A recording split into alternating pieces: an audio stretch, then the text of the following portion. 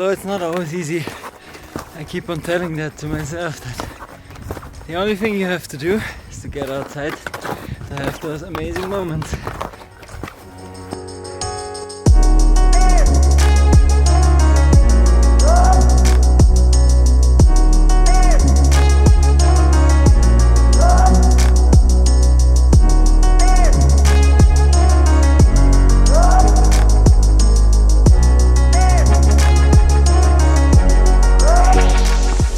What an amazing sunset evening this was. It's getting dark pretty quick. It's getting cold even quicker. I'm really freezing, and it's just the end of November now. Looks like that could be a good winter. I arrived at the summit, so I should get down because I still wanted to use this episode for another story.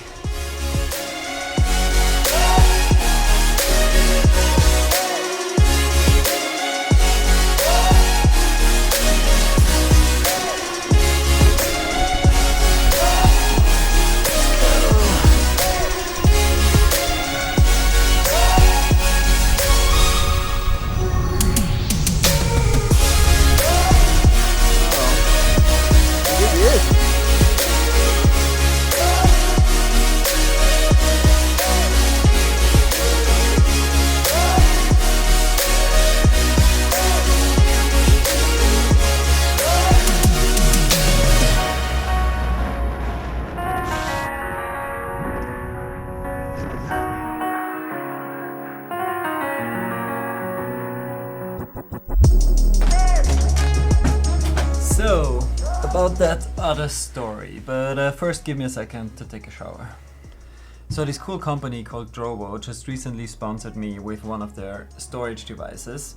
Because I wanted to figure out what data I wanted to save in a safe place for the future and put on my Drobo, I went through all those many hard drives that I collected over the years to see all the footage.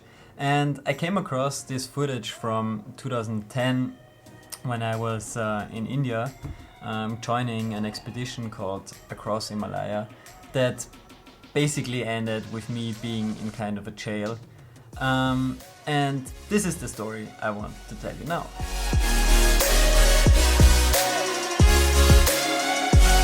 In 2010, my biggest dream was to go to the Red Bull Alps. So I was really looking for all kinds of possibilities to fly, especially in winter when it's not possible to fly in the Alps really well. I was trying to find a cool spot just anywhere around the world where I could just fly as much as I could.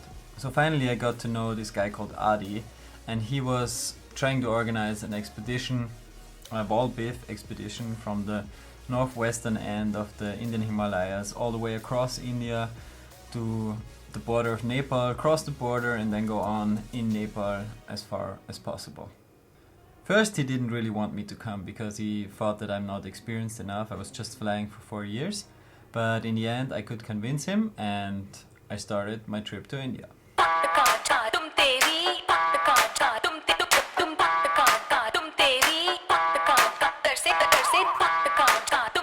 So as far as I remember now, we were a group of 6 pilots from Greece, France, Italy, India and Austria. The plan was to always go from one mountain to the next, like fly 100 kilometers, then land again, sleep on a mountaintop and then go on the next day. Of course, as we knew we wouldn't be able to stay together all the time, the plan was that there's a car coming behind us that would pick up everybody who would drop out, and at some point a couple of days later we would all meet again on top of a mountain and then start again together. So of course we were all bringing tent and other camping equipment, so bag was pretty heavy. So it was not that ultra light hike and fly style that we're doing now. It was also a totally different approach. We really just wanted to like real Wall-Biff adventure, which means just flying from one mountain to the other, not really walking, just top landing and then stay for the night and go on the next day. So the group didn't know each other at all before, and we were all kind of on different levels. Best friend, better than women. But we were still doing pretty good progress, about 100 kilometers in the air every day. But every day we lost like 1 or 2 pilots, and they got picked up by the car. The most epic place I remember was very high on a mountain top after a 100-kilometer flight. Wir sind gestern 100 Kilometer weit geflogen und dort gelandet auf 3900 Meter, fast 4000. Haben die Nacht jetzt da oben verbracht. The downside of this mountaintop landing up there was that it was quite a turbulent place and I landed pretty hard and I broke my hand. Ich habe mir leider gestern ziemlich das Handgelenk angehauen. But I was so motivated to go on that I kind of just forgot about it and just went on. It was really crazy. On the next landing spot, it was only me and Adi left. Everybody else was already in the car and there was just Sebastian just on the mountain next to us. So we were all kind of together in the same place, but right on that spot was only me and Adi. So the next day we had to do a little hike to the next takeoff spot. Das ist wohl kaum zu glauben, aber wir sind im Moment auf 2900 Meter. Die Blumen blühen. We had those huge backpacks, so this was quite a hard climb, I would say. But we made it up, and that takeoff wasn't really good. It was kind of small, and the wind was really strong.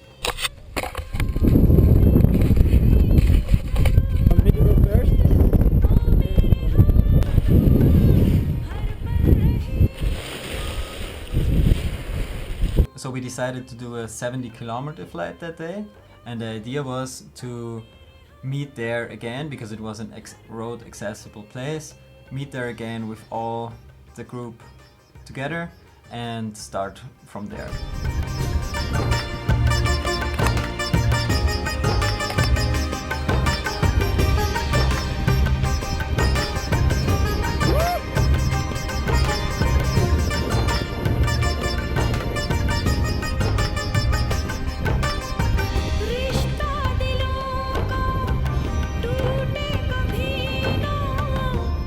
So I took off first and the wind was so strong that after catching the first thermal I was already blown so far away behind the mountain that I couldn't even come back to the takeoff anymore. And I just realized that Adi wasn't taking off yet. I could see that he was not following me right away, but as I couldn't go back anymore, I decided to just go on to the next point that we arranged before.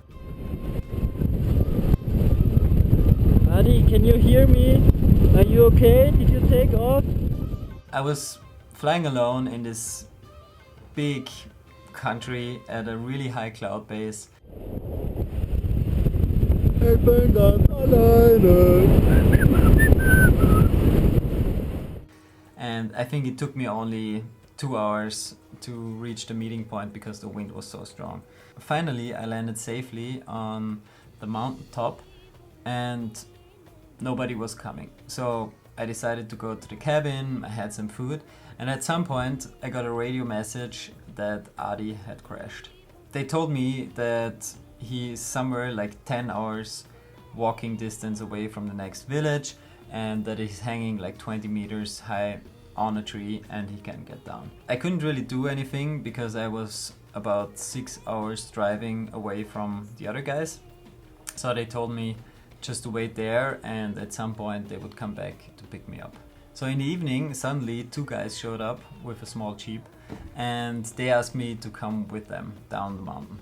But they didn't tell me really why, and I was like in the middle of India, so I said no, I'm not gonna come. And I went to bed and just a couple of hours those 2 guys came back with a third guy, obviously their boss, and again they did the same thing.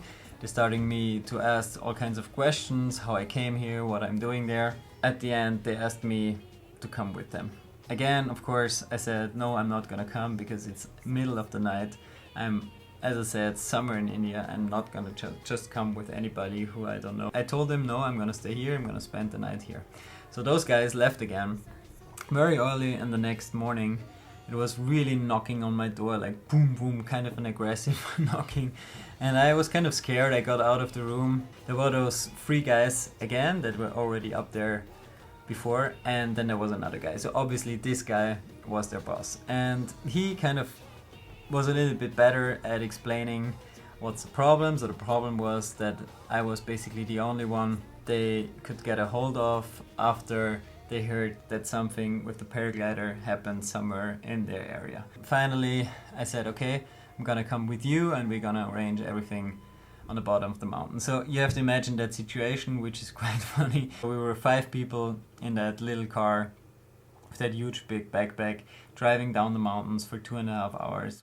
So when we arrived in the village, they started to ask me all kinds of questions and then asked me to sign this. But of course, what they wrote it down in Hindi, and I can't speak any Hindi and I can't read it. So I asked him to translate this, which of course would take another day for sure. So as it was already getting dark, they were finally saying, okay, well, we have that special place for you where you could spend the night, and many foreign people have already spent the night there, and it's a really old, cool place, and they're gonna take me there. I went inside, took my stuff inside, turned around, wanted to go back out, and the door was locked.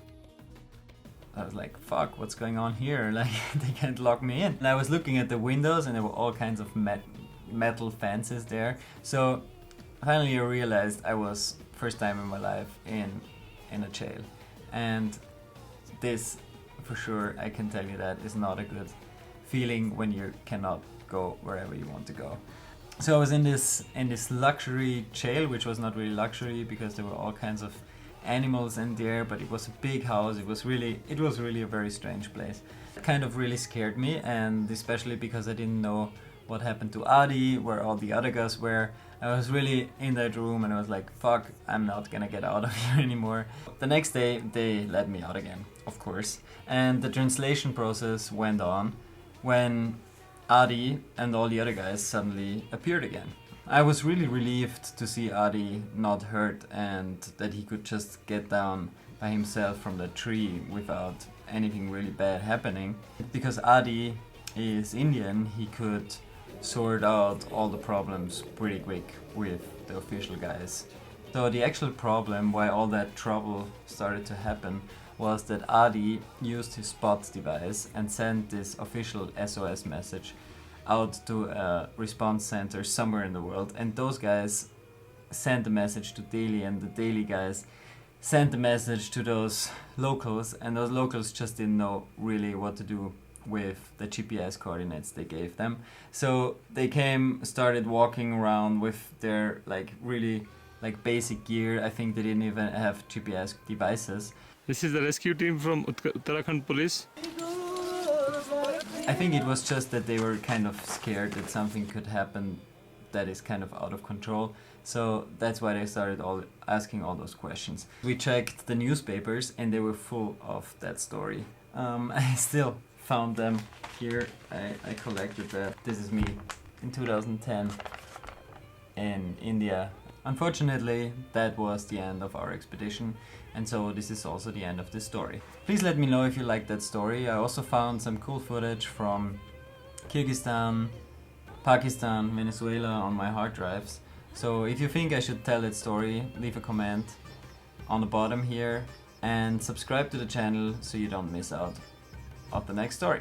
Thanks for watching and see you soon.